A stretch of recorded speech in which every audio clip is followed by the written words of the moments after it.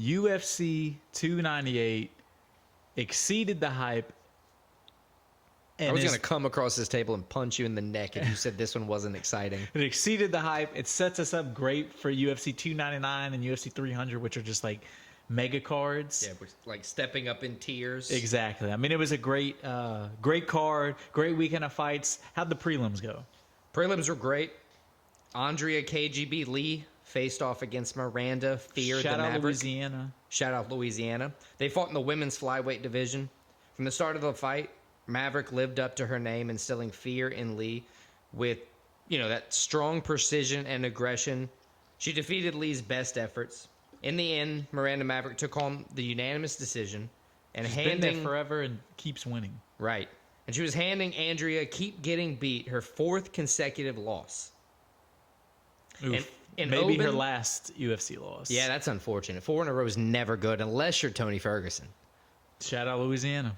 And Oben, the Welsh gangster Elliott's UFC debut, he lived up to his gangster reputation, stifling Val the Animal Woodburn's power, leaving no room for animalistic instincts to kick in. This is the last time we saw Val, he got knocked out in a minute by Bo Nickel. People were saying, is Bo Nickel's hype bad after how Woodburn's performance was? It's like, no, he beat him in less than a minute. Yeah, it's like, what more do you want? Yeah, I don't know.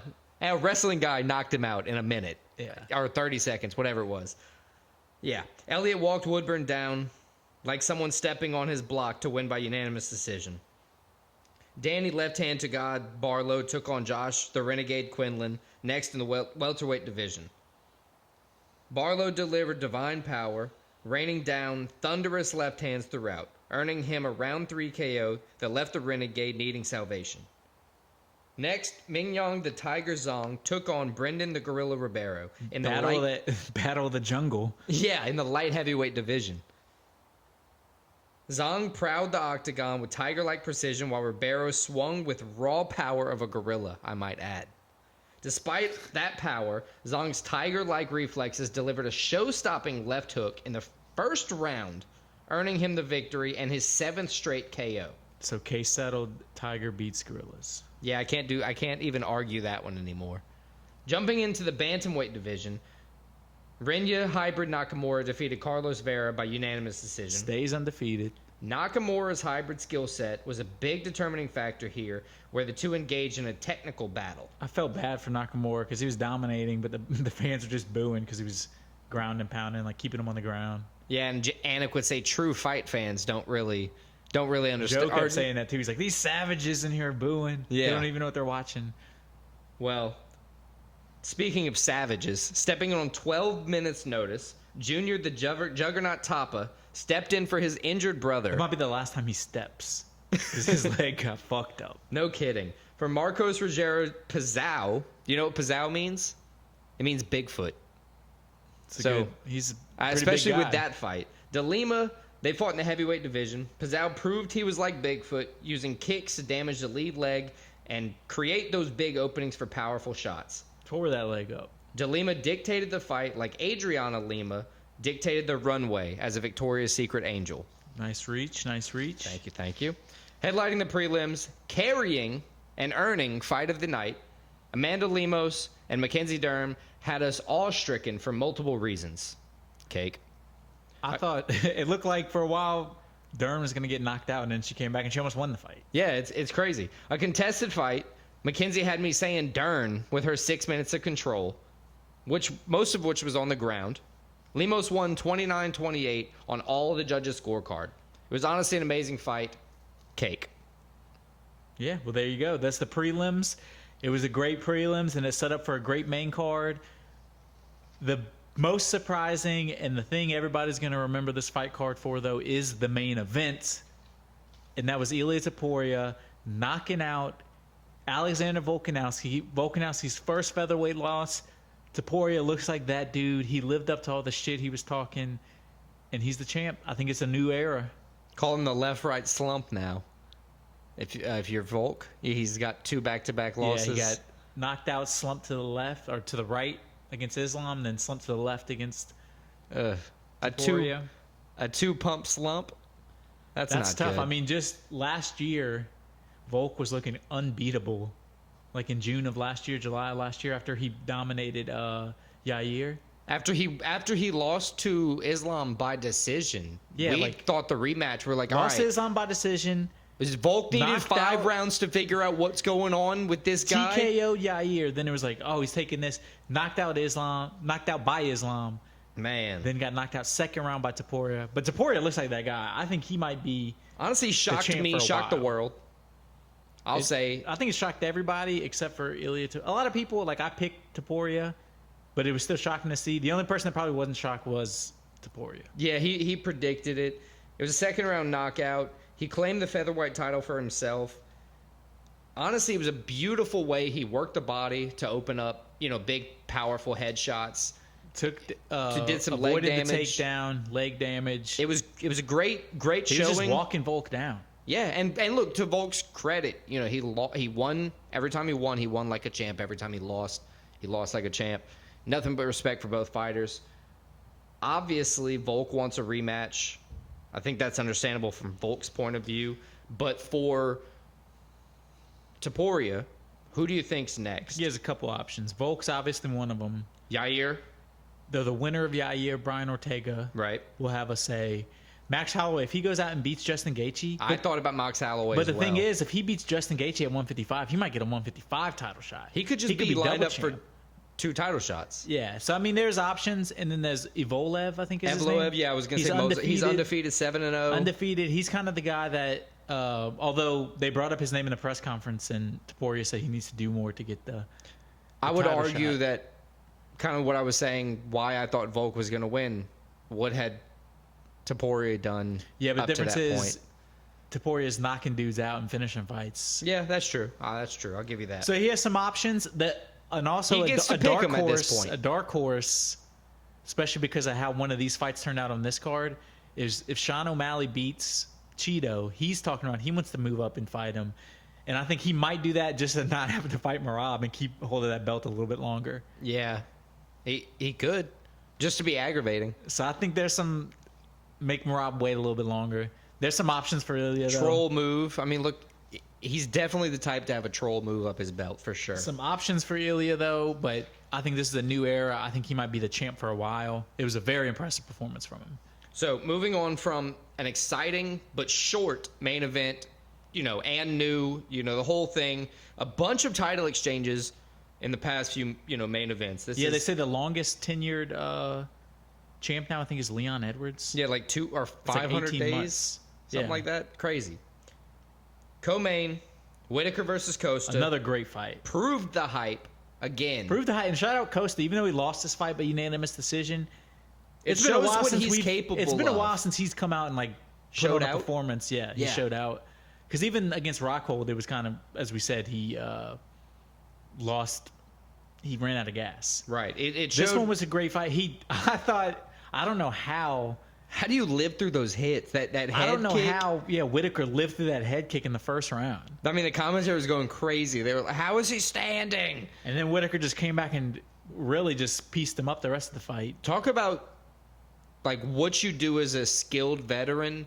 You fight through adversity. You make adjustments when you're knows how to sitting win down fights. for your Yeah. minute, and you figure out how to win the I think fight. that's the difference in the fight is Whittaker was able to adjust on the fly. Costa wasn't.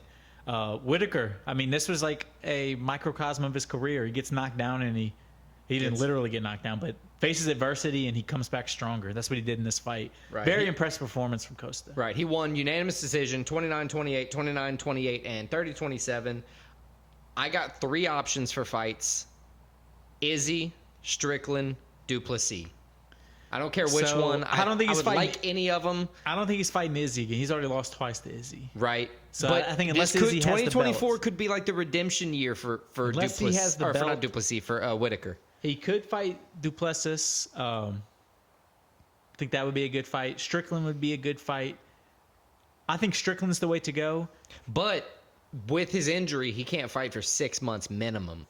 Not injury, with his fight, because of how they just medical got beaten. suspension, yeah. He got suspended for 6 months, so he's not clear to fight until at least August. I would like to see him fight Strickland, and I think that would be a title eliminator. Winner gets a title shot because Strickland lost a close fight to Duplessis.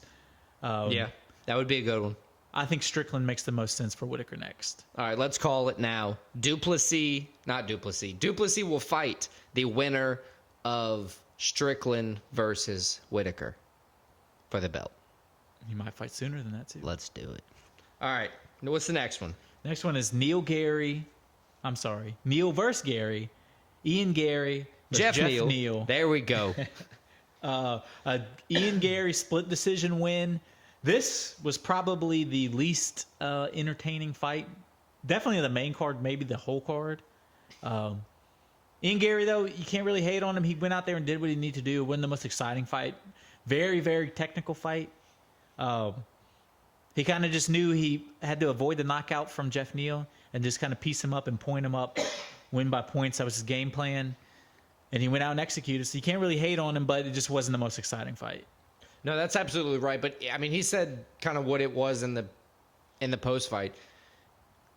If you know you're facing power, are you just going to stand in front of it and get hit? Exactly. Like, you're going to move out of the way, make decisions, stay at range, hit when you can, and get out of the way. Like, it's not about it kind of is.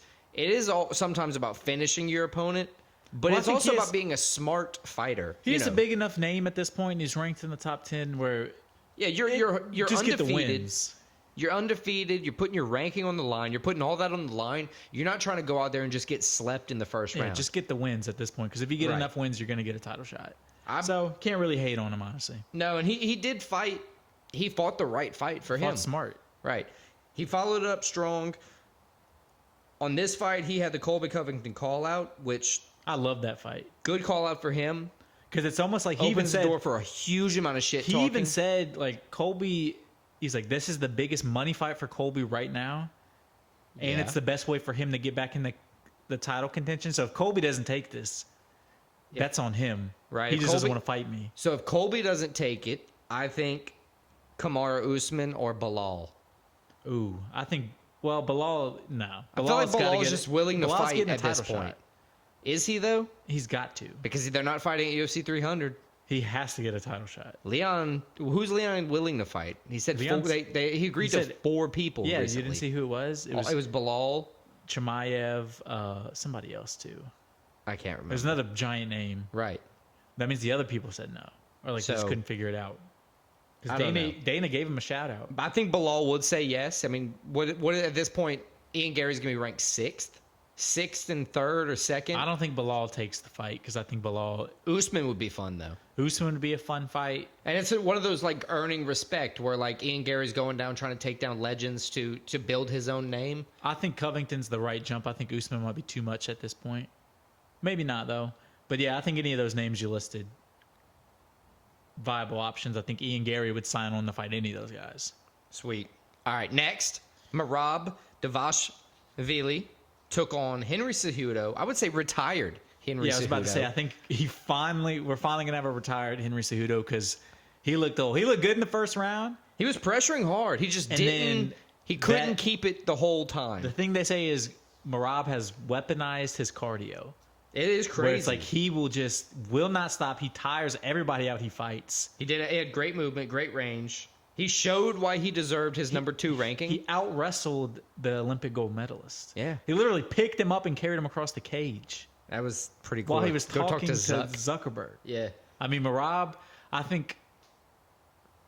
he's got to be the best 135 on the plane. I think he beats anybody at the 135 division right now. I don't think there's any other decision for the next fight on this one. He has to have a title shot. Title shot for the winner of O'Malley Vera. Title shot, and I think that's it. He probably wins. I think he does what he just did. Unless Sean, somebody just sleeps him. They would, yeah. Because that's always a possibility. Cejudo got him. Right. So yeah. If you knock him out in the first round, bomb. I feel like it's either knock him out in the first round or he's just gonna ragdoll you. But you've also seen O'Malley. You remember when he fought the zombie? O'Malley was just destroying that dude for 3 rounds straight. Now, that dude's no longer in the UFC because he never fought well again. But to somebody to just walk through that much damage, that looks like what Merab would do in that fight. I agree. Merab's a beast. Ugh. I think even Dana White was like, yeah, he's the fucking man after this. I mean, it was just... He could have been the champ if he just didn't want to beat up his buddy. Exactly. Which, at this point, where it might work out for both of them, because Aljo's moving up to 145 in UFC 300. Yeah, that's true. Like, and if Merab gets the belt after that, I think it worked out for both of them. Props to Merab, though. I think no doubt, though, a title shot. Yeah, let's go to the main card opener. Main card opener, and this, Fluffy put his name on the map. Fluffy Hernandez chokes out Roman Kopylov. He reminded people why he's already in the top 15 middleweights. Exactly. And I think he said it after the fight. He says, put me on a fight night main event. And I think that performance he did, second round choke, it's a perfect example of what kind of like a UFC vet, you know, who knows what's going on, who knows how to fight. He already said he wants to take it seriously and go on his own little title run. You know, I mean, at this point, yes. That's perfect. And this fight kind of played out like we said. It was a guy that's a very, very good striker versus a guy that has adequate striking. But the guy with adequate striking had crazy ground game. And the crazy ground game won. Right. Hernandez got him down, got the choke out. I mean, Fluffy, this was one of the best performances. He took some shots. He proved he was tough. But he was determined to get the takedown. But he was determined. He got the takedown. And once he got the takedowns... He really showed where Roman Kopylov's game suffered. Where, like, if it was a stand-up fight, I believe Roman Kopylov would have probably either won by knockout or won by decision. Hernandez was forcibly getting him to the ground. He was not taking no for an answer. I'm getting you to the ground, and once I get you to the ground, I'm going to expose the weakest part of your game. Who does he fight next? He didn't have a call-out.